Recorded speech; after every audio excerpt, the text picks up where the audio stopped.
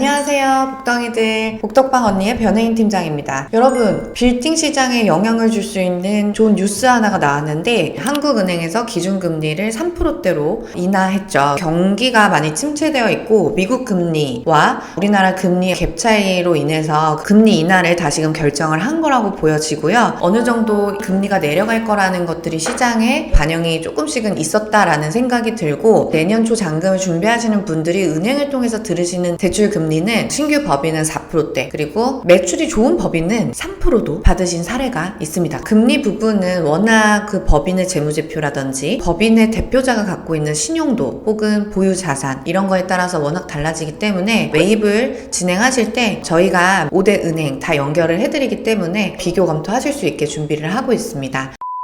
그러면 오늘 본격적으로 빌딩 참견 두 번째 시간을 가져보려고 합니다. 안녕하세요. 신사역에서 가까운 논현동에 대지 면적 70평에 약 100억 원대의 건물을 보유하고 있습니다. 신사역에서 가까운 논현동이라고 하면 도산대로 아래쪽 논현동 라인에 있는 건물을 가지고 계신 것 같아요. 구체적인 지번을 남겨주시지는 않으셨어요. 지번도 구체적으로 남겨주시면 건물의 어떤 형태나 개별성을 따지면서 제가 상담을 더 해드릴 수 있을 것 같아요. 현재 경기 불황 및 임대시장 부진으로 향후 고민이 정말 많은데요. 현 건물은 30여 년이 훌쩍 넘은 상태로 엘리베이터 등 시설이 부족하여 최근 신축되는 건물 대비해서 경쟁력이 떨어지는 상태입니다. 이런 상황에서 갈수록 경쟁력이 떨어지는 내 건물을 매각하고 손을 떼는 게 좋을까요? 매각을 한다면 빌딩 매매 시장의 상승 기류대를 맞춰야 할 텐데 언제쯤 그런 상황이 올지 모르겠습니다. 상업용 건물의 본질적인 가치가 임대 수익을 창출하는 건데 갈수록 경쟁력이 떨어진다는 거는 사연자분의 건물에서는 그런 가치가 지금 창출이 안 되고 있는 거죠. 그런 부분 때문에 매각을 해야 되는데 지금 매각할 타이밍이에요? 이런 걸 고민하시는 것 같고, 만약에 이 건물을 매각을 하면 차 빼고 폭 떼고 하면 비슷한 다른 건물로 갈아타는 것이 어려워집니다. 이런 상황이니 차라리 좀 더 보유하는 것이 맞을까요? 이면에 있는 강남 건물이에요. 신사역 아래 논현동 라인 같은 경우에는 경사로도 좀 있는 경우가 많거든요. 그래서 저 같은 경우에는 건물을 굳이 지금 손대지 않으시고 명도만 해준 다음에 시장에 내놓았을 때 경쟁력 있는 물건이 될 수 있겠다는 생각은 들어요. 이면에 있는 건물보다는 규모를 줄이더라도 임차가 조금 더 잘 맞춰질 수 있는 그런 형태의 지역으로 한번 옮겨보시는 것도 방법인 거죠. 지금은 용의 허리 정도 가지고 계신 거잖아요. 그러면 뱀의 머리가 되는 것도 전 방법이라고 생각하거든요. 그러면 이 물건을 누가 가져가냐라고 했을 때 저는 신사역 아래쪽 논현동은 오피스 수요가 좀 있단 말이죠. 그래서 직영 사용 목적이 있는 매수자한테 매각하는 방향이 되게 좋을 것 같거든요. 내가 그 신축 공사비 굳이 안 들이고 낡은 구축 건물을 매각하시는 거면 구축 건물에 맞는 평당가를 산정하셔라. 그게 가장 중요할 것 같습니다. 만약에 디테일하게 상담을 원하시면 저한테 DM이나 매각 의뢰하는 링크가 있어요. 거기다 남겨주시면 저희가 한번 잘 매각할 수 있는 플랜을 짜드리도록 하겠습니다. 그리고 사실 요즘에 상담을 하면 다들 이 걱정을 하세요. 팀장님, 제가 이거 팔아서 이거보다 좋은 거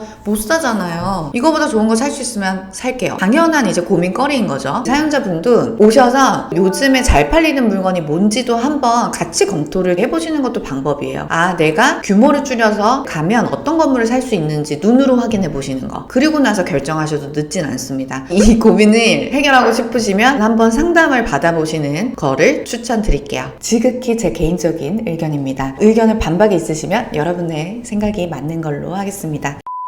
두 번째 빌딩 참견 사연을 읽어볼게요. 안녕하세요. 사업을 운영 중인 30대 대표입니다. 10년 넘게 일해서 마련한 에쿼티 15억으로 사옥으로 사용할 건물을 검토 중입니다. 직접 사용할 목적이 있어서 결정하기 쉬울 거라고 생각했는데 물건을 3개월째 검토하다 보니 더 어려워지는 것 같습니다. 예쁜 건물은 너무 비싸고 적당히 마음에 드는 걸 찾으면 뭔가 재매각이 안 될 것 같고, 사용 목적과 투자 목적을 다 달성하는 건 제 욕심일까요? 요즘 거의 매일 1시간 이상 건물 검토에 시간을 쓰고 있는데 저만 이렇게 결정을 못하고 있는 건지, 건물 사신 분들은 도대체 어떻게 결정을 하시는 건지 너무 궁금합니다. 이 고민을 하신 분한테 저는 딱 이 말씀을 드리고 싶은데, 대표님만 그런 게 아닙니다. 많은 매수자분들이 비슷하게 같은 고민을 하고 계시고요. 그러면 이거를 조금 줄일 수 있는 방법을 몇 가지 소개해드리면, 첫 번째는 우선순위를 결정하셔야 된다라는 거예요. 내가 원하는 걸 다 맞추려고 하다 보니까 결정을 못하는 경우가 많거든요. 육각형 인간이라는 말 요즘 많이 쓰잖아요. 육각형이 투자 가치, 사용 가치, 대지 면적, 사용 면적, 건물 상태, 계약 조건 이런 체크리스트가 있다라고 했을 때 이 모든 것들이 다 90점 넘는 물건이면 제가 살게요. 근데 그 정도로 완벽한 물건을 고른다는 것 자체가 욕심일 수 있죠. 아니 팀장님, 그렇게 큰 돈을 넣는데 당연히 완벽한 건물 사야 되는 거 아닙니까? 그렇게 생각하실 수 있겠지만 실질적으로 건물을 매입하신 분들의 체크리스트는 생각보다 심플합니다. 그래서 저는 우선순위를 만드시라는 거예요. 당연히 체크리스트는 많아도 돼. 근데 거기서 가장 중요한 게 뭔가, 절대 포기해서는 안 되는 부분들이 뭔지. 예를 들어서 우리 사연자분께서는 사옥으로 일부를 사용하실 상황이신 것 같아요. 만약에 그렇다면 직원들의 출퇴근이 중요하기 때문에 강남 논현동은 사수해야 됩니다. 혹은 저는 홍대 입구에서 도보 5분 거리 안에서 사야 됩니다. 이런 식으로 정말 중요한 한 가지 이런 것들이 있거든요. 그거를 한 3가지를 중요하게 뽑으시고 나머지 우선순위에 맞게 좀 체크리스트를 정돈하는 시간을 한번 가져봐 주셨으면 좋겠어요. 그래서 내가 중요하게 생각하는 3가지에 만족하면 딥하게 검토를 해보겠다. 그리고 두 번째 방법 하나 알려드리면, 대표님들이랑 소통할 때 건물 보신 것들의 리스트를 좀 정리를 해보면 거의 20개, 30개, 많게는 정말 50개, 60개도 검토를 하시거든요. 그러면 그거를 비교 검토하기가 정말 쉽지 않아요. 그러니까 어떻게 해야 되냐면, 이상형 월드컵을 한번 해보셔라 라는 말을 많이 드려요. 근데 그거를 많은 매수자분들이 하시고, 팀장님 이렇게 하니까 물건이 2개 정도가 남아요. 이 2개 중에서 조건이 개선되는 걸 살게요. 이렇게 얘기하시는 분들이 많으셨거든요. 그래서 물건에 너무 짓눌리지 마시고 내가 생각한 우선순위에 맞게 이상형 월드컵을 해. 결국은 남는 하나, 요거를 찾으셔야 된다. 근데 2-3개가 남았어. 하나를 결정하기 어렵죠. 그러면 그때는 저한테 연락하세요. 마지막 결정에서 조금 고민이 더 되시면 그때는 전문가들한테 의견을 좀 구하는 방향도 좋죠. 제가 맨 마지막에 가장 많이 듣는 말은, 팀장님이면 이거 살 거예요? 그럼 저는 진짜 막 빙의해요. 내가 이 원장님의 소득이고 목적이고 어쩌저쩌 하면 내가 이거 살까? 해서 진솔하게 대답해드리는 편이거든요. 아무나 할 수 있는 고민이 아니기 때문에 우리가 한번 즐겁게, 너무 스트레스 받으시면서 건물에 짓눌리실 필요가 없다. 내가 결정하는 것에 좀 확신을 가지실 수 있게 우선순위를 정하시고 내가 본 물건들 중에서 뭐가 제일 나은지에 대해서 골라보시는 형태로 해보시면 좋을 것 같아요.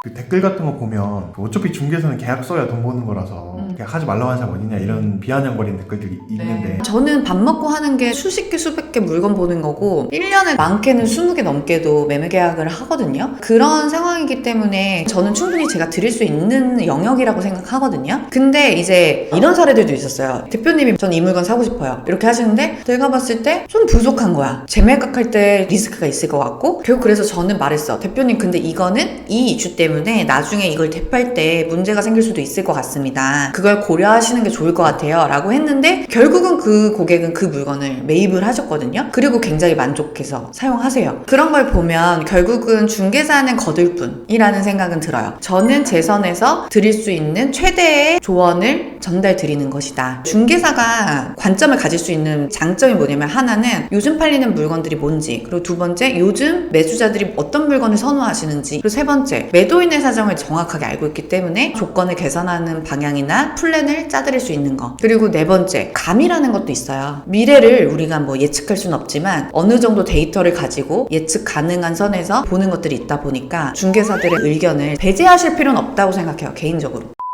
중개사랑도 같이 일을 하는 파트너잖아요. 그래서 그 사람이 어떤 물건을 거래했는지, 혹은 그 사람의 평판은 어떤지 중개사에 대해서 고민을 하시고 진행하시는 게 좋을 것 같다라고 생각을 해요. 그래서 개인적으로 저는 소개 손님이 많거든요. 자랑인가? 안타까운 사례들이 종종 있어요. 절대 이 가격에 사면 안 되는데 그런 거 이렇게 사가지고 오시는 분들 계시거든요. 그러지 말자. 같은 중개인으로서 좀 그런 부분들은 지양해야 되지 않을까라는 생각을 조심스레 좀 전해봅니다. 그런데 매수자분 분들도 투자에 대해서 누구가 책임져 주는 건 아니거든요. 그렇기 때문에 미심쩍은 것도 중개인한테 당당하게 물어보세요. 그리고 더블 체크도 같이 하세요. 주변 부동산에 전화해서 임대 시세 맞는지 한번 본인이 검토도 해볼 줄 아셔야 되고, 아는 만큼 보이기 때문에 공부를 꾸준히 같이 하셔야 된다라고 생각합니다. 저도 지금 아파트 매입을 하려고 찾아보던 적이 있었거든요. 제가 그 아파트에 대해서 사전 조사가 없어. 근데 갑자기 중개인이 고객님 이거 금매예요. 이런 가격 없습니다. 딱 하는데 솔깃하면서도 한편으로는 이거 내가 잘 모르는데? 라는 생각이 들어서 보류했던 적이 있거든요. 그리고 내가 그 중개인을 처음 본 사람이었고, 그러다 보니까 그 사람 말을 못 믿겠더라고. 그런 부분은 똑같다고 생각하거든요. 그래서 건물을 매수하려고 이 영상을 보시는 분들도 빨리 결정을 하려면 중개인이랑도 많이 소통하셔야 되고, 나도 더 적극적으로 공부하셔야 된다.